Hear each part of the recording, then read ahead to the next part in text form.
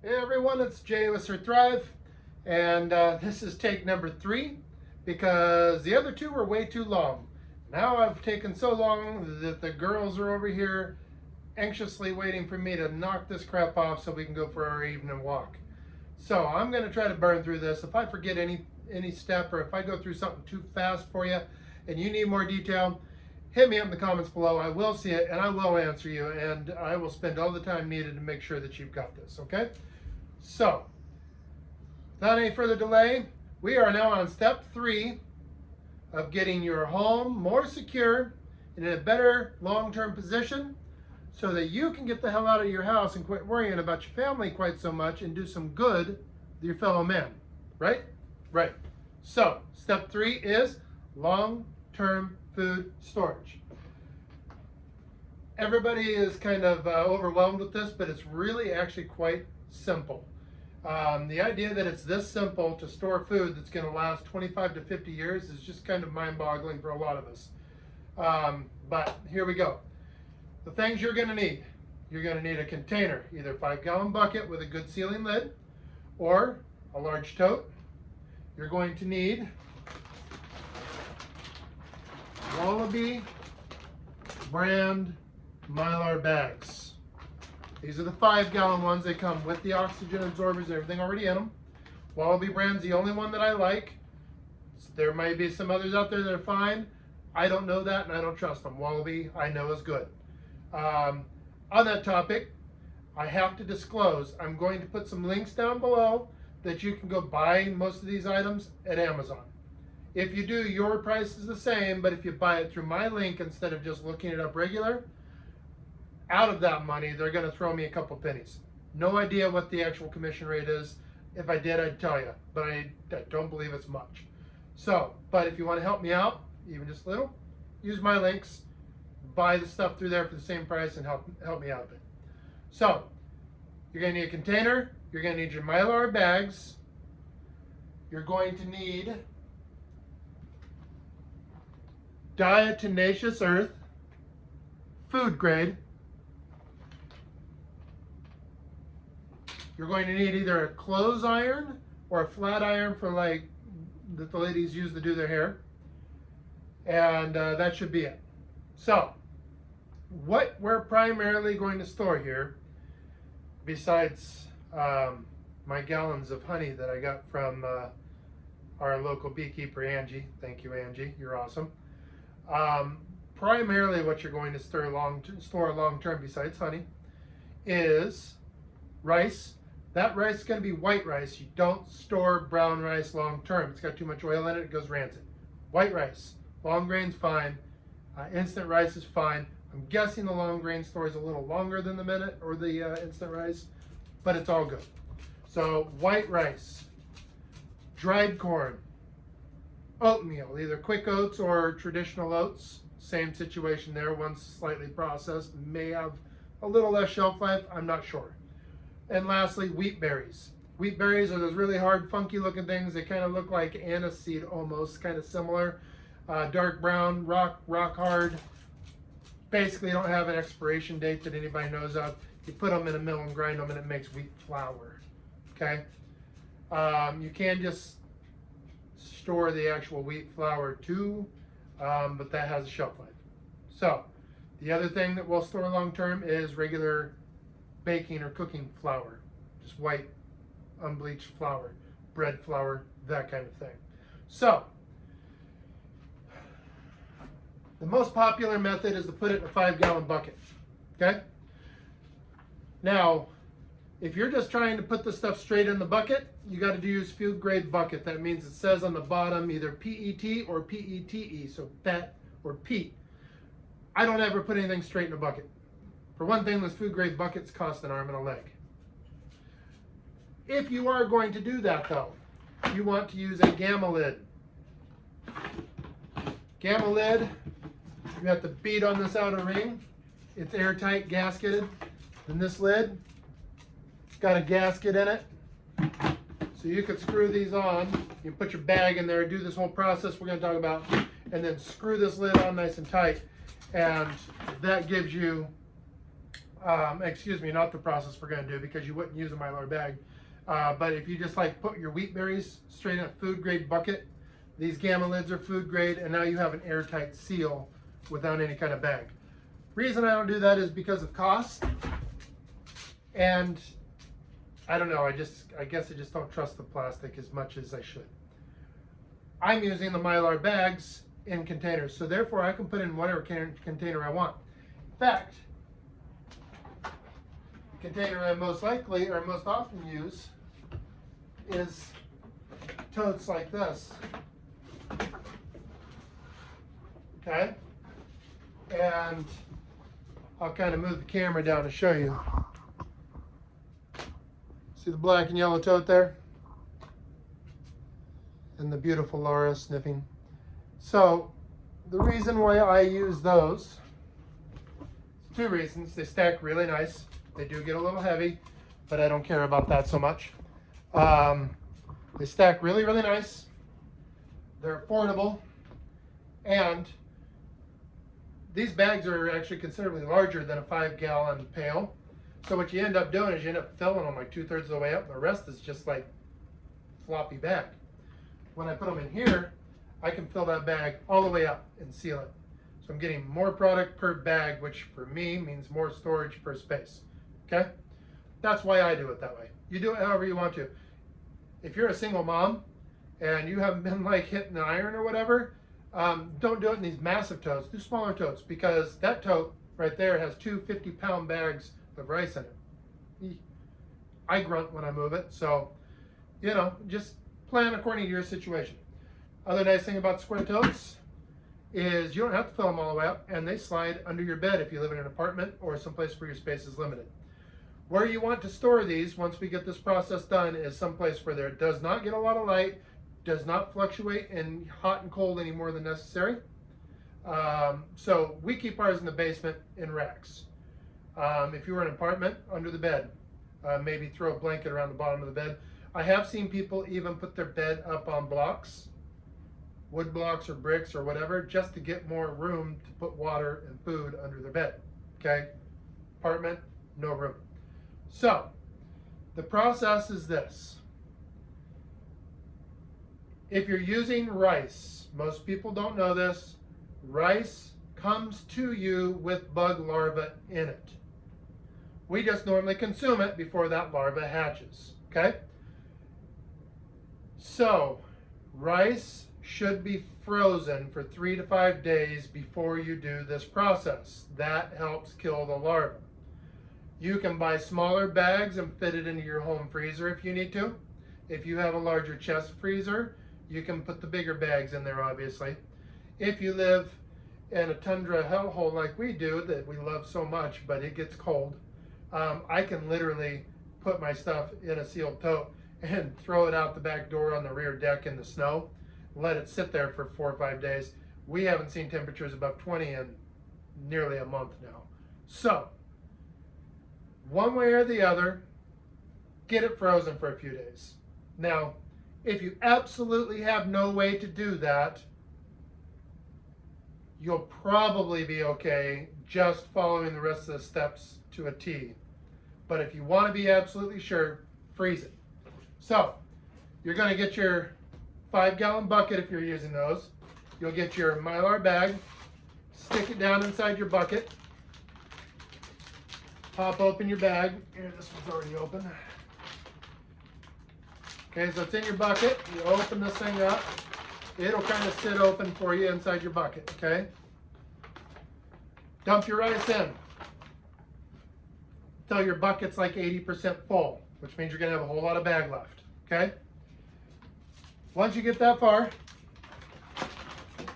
you're going to take your diatomaceous earth, and per 5-gallon bucket, you're going to put roughly 1 cup. Dump it in there. This is important. Try to use this in a ventilated area, and when it's fresh, when you're dumping it in the first time, wear a mask. It's, in essence, it's crushed like lava rock that on a microscopic level is like razor blades. You don't want that crap in your lungs, okay? Why it's safe to eat and is no safety concern at all when it can do that to your lungs, I'm not a scientist. I just know that's the way that it is, okay? It is food grade. It's in many foods that you eat now, you just don't know it. So you put 1 cup of that in your bucket of rice, put on some gloves if you have them, and then just mix that all up until that diatomaceous earth is all in there. Fun fact, it's also very good at killing mites and mites and parasites on your chickens. So, you know, chickens like to have a dust bath. Throw a little of that in their dust bath. It'll make them healthier than heck, and they love it. So, you got that all mixed up with your mask on, okay? Now, from here, these kits that I recommend to you come with appropriately sized, I dropped it, oxygen absorbers in the back, okay? They're individually wrapped to keep them out of the air, because the second they touch air, they'll start sucking oxygen and they'll go bad. See that pink dot? That shows you that they have not been exposed to air, okay? So, you've got your big bucket full of rice and diatomaceous earth now. This is for rice. Cut open this bag, throw in your oxygen absorber, okay? Don't throw it in the bag, it won't do any good. Cut it out of this bag, throw just the white packet in there. Do the Ziploc thing across the top here, leaving just the last little bit done.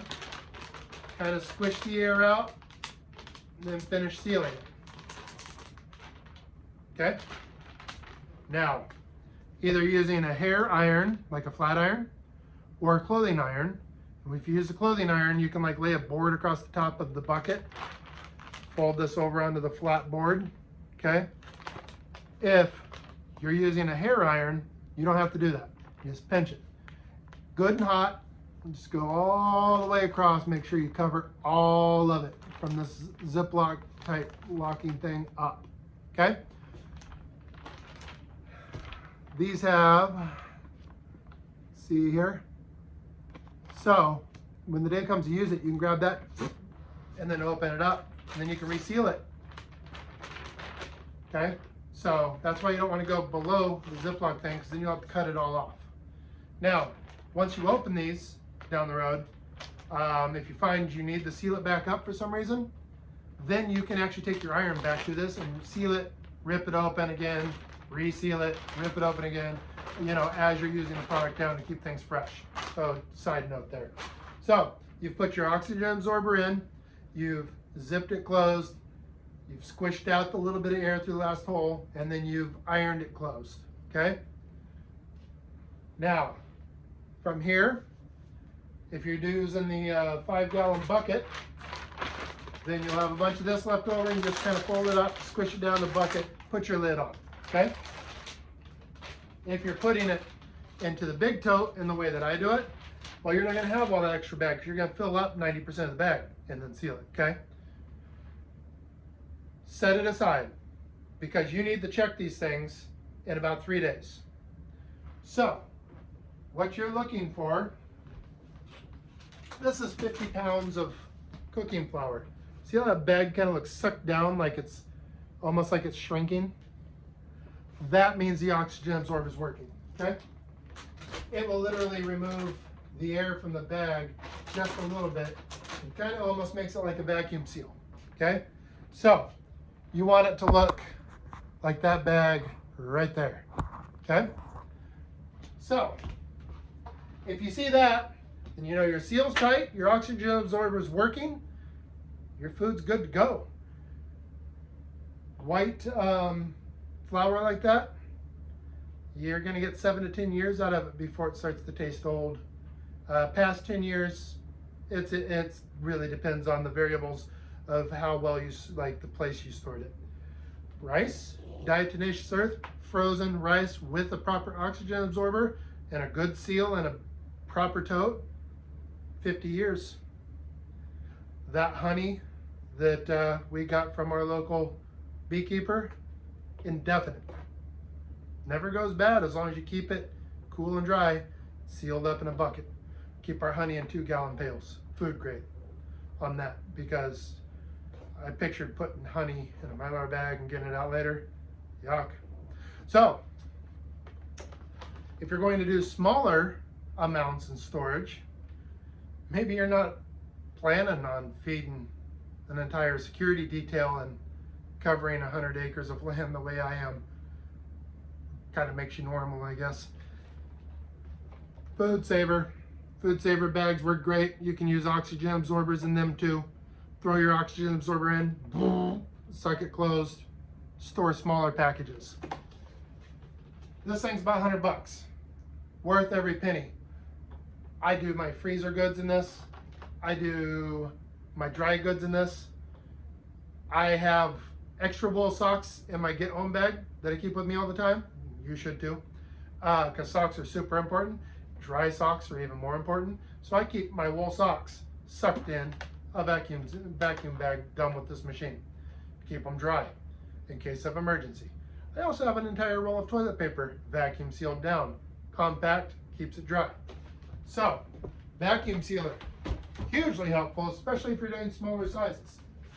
But Wallaby also has these. They come in the silver too, but I really like the black bags. Multiple reasons. Keeps the sun out, and they just kind of look cool. They kind of look like they belong in like a coffee shop or something. I don't know. I use a white paint pen.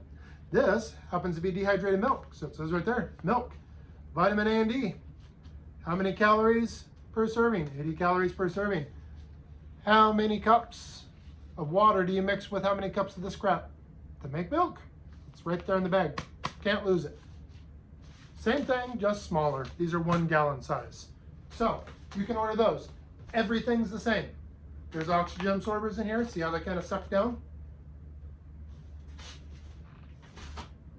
Canned food that you want to keep in your extended storage. Obviously, this isn't your 25 and 50 year stuff, but it is 3, 4, maybe 5 years. What do we have here? Mandarin oranges. I wouldn't give these 5 years, but 3, sure. My system. You have to know how many calories you have. If you don't know how many calories you have, you don't know crap. It's all about calories. You need to know how many calories you need to save. You need to know how many you have in inventory. So, I write the number of calories per can, the number of calories per the number of servings, right there, and the date that I would like to see this can being used up by if we can do it. Okay? Some people put the date to put it on the rack. I personally like to put the date that I would like to see it getting put up front and used, okay? That's just my... So, once you get 1 can, as you buy more cans, you don't have to, if you're like me, put on your old man reading glasses and try, God dang it, you know. No, you can just copycat this onto the next can. I mean, if you're within 100 calories, you're good, right? So, that's what I do with my number 10 can storage. Besides that, the stuff that we want to keep, that we don't touch every day, but we don't really want to, I mean, we're going to use it, but we probably only use it once every few months. Put them in these sealed jars. You can throw oxygen absorbers in these too. Makes them stay nice and fresh. Problem with these is the clear glass lets the sunlight through, so you really want to keep them in a dark spot. And because my wife's kind of like a badass cook, she's got like jars of chocolate and stuff. Yeah. I never sneak chocolate from these jars when she's not looking. Just saying. Wouldn't do it. So, that's another way that you can keep smaller quantities more accessible. You don't always want to break into 50 pounds of flour, right? Now, the way I will do it is that bag that I just showed you of this brand new flour, 7 to 10 years from now, if I haven't needed it, we will buy a new one and repackage it, and this one will get broke open. I'll probably even break it down into smaller, more usable sizes for her and put it in our short-term pantry, which we've already discussed, and we'll stack those up there so she doesn't have to buy any flour at the store for a long time unless one hell of a sale comes up, right? So now your long-term storage is starting to feed your short-term storage and saving you money. That's why we don't do what? We don't buy things we're not gonna eat. Why? Because it'll just go bad. Buy the crap you're going to use. Because once you get this whole system rolling, your long term can feed into your short term eventually once enough.